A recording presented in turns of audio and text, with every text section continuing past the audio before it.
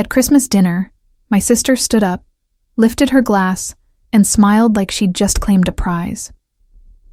"Mom and Dad are signing the house to me," she said, voice sweet and confident. Everyone agreed. Sarah gets nothing. Laughter followed. Someone clapped. Someone else said, "Well, that's fair." I didn't react. I didn't argue. Didn't laugh. Didn't even look surprised. I just set my fork down slowly and smiled. The kind of smile that only appears when you already know the truth will ruin the moment for everyone else. Then I said calmly, "Do you want me to explain it? Or should Dad?" The room went silent.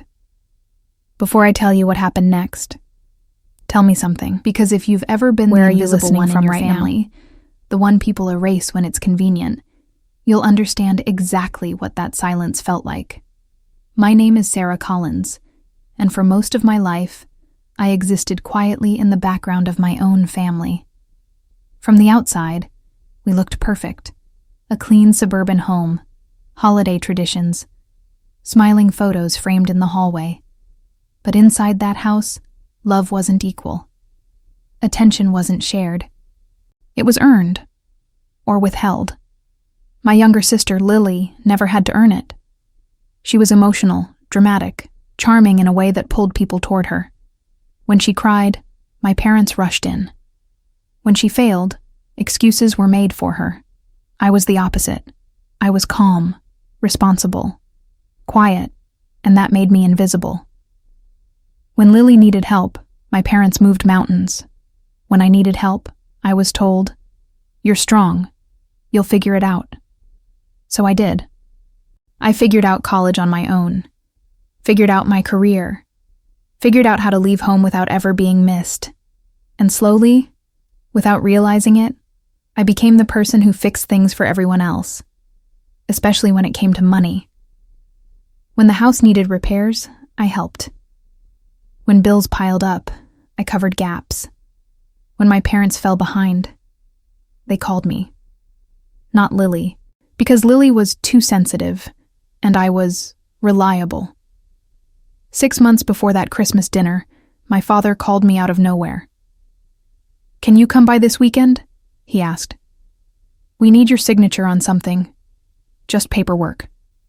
He said it casually, too casually.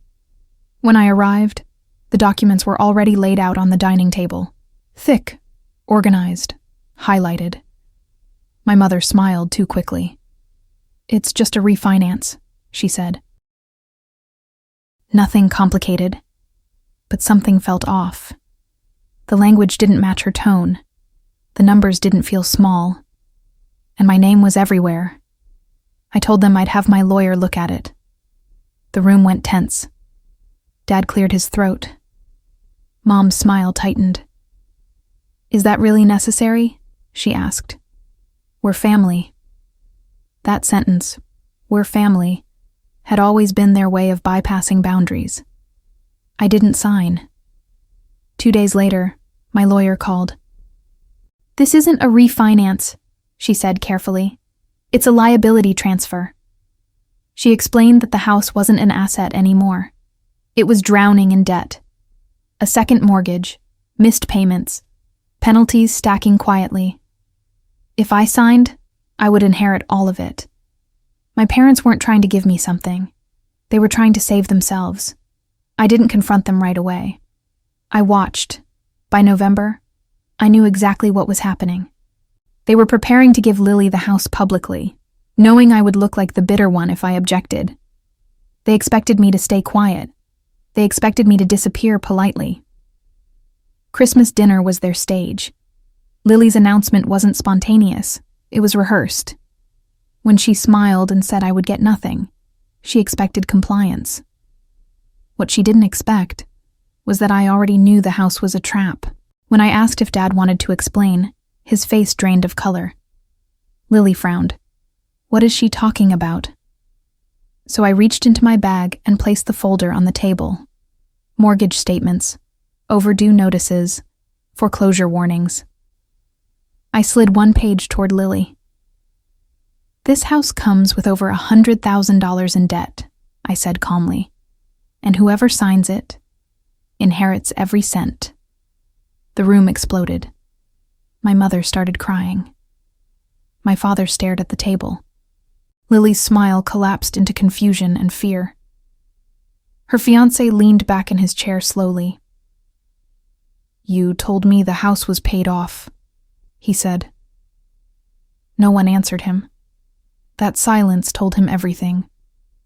And for the first time in my life, I wasn't the one fixing the damage. I was the one revealing it. The noise didn't come all at once. It arrived in waves. First, Lily's sharp intake of breath, then my mother's gasp, the one she used when something threatened her image, then whispers around the table, overlapping, confused, panicked. "What is this?" Lily demanded, flipping through the pages with shaking hands. "This doesn't make sense." "It does," I said calmly. "You just weren't meant to see it." Her fiancé, Mark, leaned forward, elbows on the table, eyes scanning the numbers. He didn't look angry yet. He looked focused, calculating. "This is real," he said quietly. "These are official notices." My father finally spoke, voice low. "It's complicated." "No," Mark replied. "It's not. You're in debt, and you were about to hand it to her." Lily turned on my parents, panic creeping into her voice. "You said the house was clear. You said this was a gift." My mother reached for her hand. "It was meant to be. We just needed help getting through a rough patch." Help. That word again. They always called it help when they meant sacrifice. And they always knew exactly who they expected to sacrifice. Lily's eyes snapped back to me. "So you knew," she said. "You knew all this and still let me announce it." I met her gaze evenly. "You announced it, not me." "You could have warned me," she hissed. "I tried," I said. "Months ago. But no one wanted the truth. You wanted a story." Mark pushed his chair back slightly, processing. "And if she hadn't said anything tonight?" he asked, nodding toward me. I didn't answer. Dad did. "She would have signed eventually," he muttered. The table went dead quiet. Lily stared at him like she was seeing him for the first time. "You were going to let me take on your debt." My mother cried harder. "We didn't think it would come to this." That was the moment something inside Lily shifted. Not empathy, not remorse. Fear. Because for the first time, the golden child realized the spotlight came with consequences. Mark stood up slowly. "I need air," he said. Lily jumped to her feet. "Mark, wait." He looked at her, eyes cold but clear. "How long did you know?" She opened her mouth, closed it. "I didn't," she said too quickly. He nodded once. "Then we need to talk. Alone." They walked away from the table, voices low but tense, disappearing into the hallway. My parents turned to me as if on instinct, like I was still the solution. "You didn't have to do this like this," my mother whispered. "Yes," I said softly. "I did." She looked stunned. "For years," I continued, "you told me to stay quiet so Lily could shine. You told me being strong meant not needing anything. Tonight was the first time I let the truth speak instead." Dad rubbed his temples. "You embarrassed us." I laughed quietly, not cruelly, just tired. "You embarrassed yourselves. I just stopped covering for you." When Lily came back, her face was pale, eyes rimmed red. Mark didn't follow her. "He left," she said, voice trembling. "He needs time." She looked at me like I had stolen something from her. "You ruined everything," she said. "No," I replied. "I stopped letting everything be built on me." She sank into her chair, hands shaking. "I don't want the house," she whispered, I don't want the debt. I don't want any of it. My father nodded quickly. Of course, sweetheart. We'll figure something out. And just like that, the plan shifted. I watched it happen in real time. The burden passed back to where it belonged. I stood up, gathering my coat. I won't be part of this anymore, I said. My mother looked up sharply. What do you mean? I mean, I'm done managing consequences for choices I didn't make. I walked toward the door, the room buzzing behind me. Outside, the air was cold and sharp, grounding. I sat in my car for a long moment before starting the engine, letting the silence settle. For the first time, the silence didn't feel like loneliness. It felt like relief. In the weeks that followed, the truth spread, not loudly, not dramatically, but steadily. The house was listed, the debt negotiated, the image cracked. Lily stopped calling. My mother sent a long message about forgiveness and family unity. I didn't reply. Because unity without honesty is just control in nicer packaging. Months later, my father called, not to ask for help, to say one sentence. You were right, and we're sorry. It didn't fix everything, but it closed something. Today, I live in a space that feels like mine, not borrowed, not conditional. I don't carry other people's mistakes anymore. And I've learned something important. Sometimes, being written out of the story is the best thing that can happen, because it gives you permission to finally write your own. A few weeks passed, and the dust didn't settle the way my parents expected. It never does when truth replaces denial. The house didn't sell quickly. Buyers backed out once inspections revealed how deep the financial damage went. Repairs they'd ignored for years suddenly mattered. The image my mother had worked so hard to protect began cracking in places she couldn't hide. And for the first time, no one called me to fix it. That silence was loud. At first, it felt unnatural, like waiting for a phone to ring that had always rung before. I'd reach for it out of habit, then stop myself. There was a strange discomfort in not being needed, even when being needed had cost me so much. I had to relearn who I was without their emergencies. One afternoon, Lily showed up at my door. No warning, no dramatic announcement. Just her standing there, smaller somehow, wrapped in a coat that didn't quite fit her confidence anymore. I didn't know where else to go, she said quietly. I didn't invite her in right away. That mattered. Finally, I stepped aside.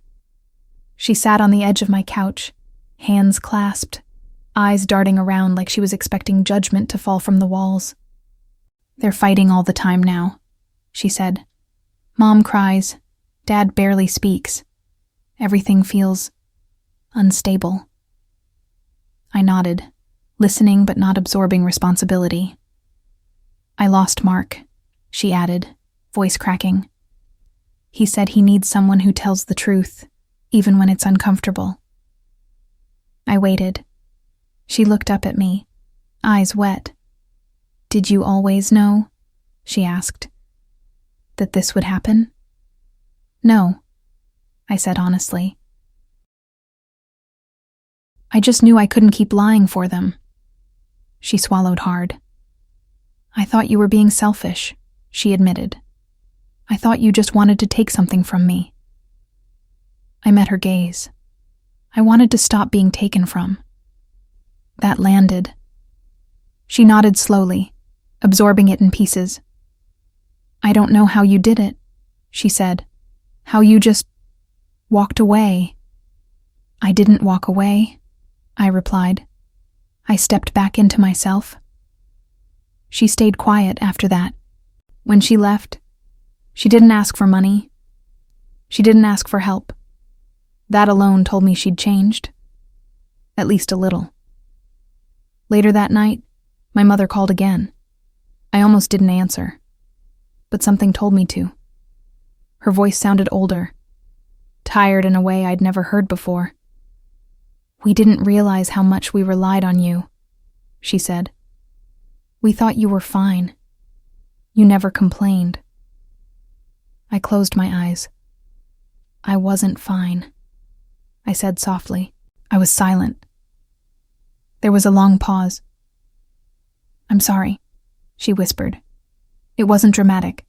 It wasn't perfect. But it was real. I didn't rush to forgive. I didn't rush to comfort her. I just listened.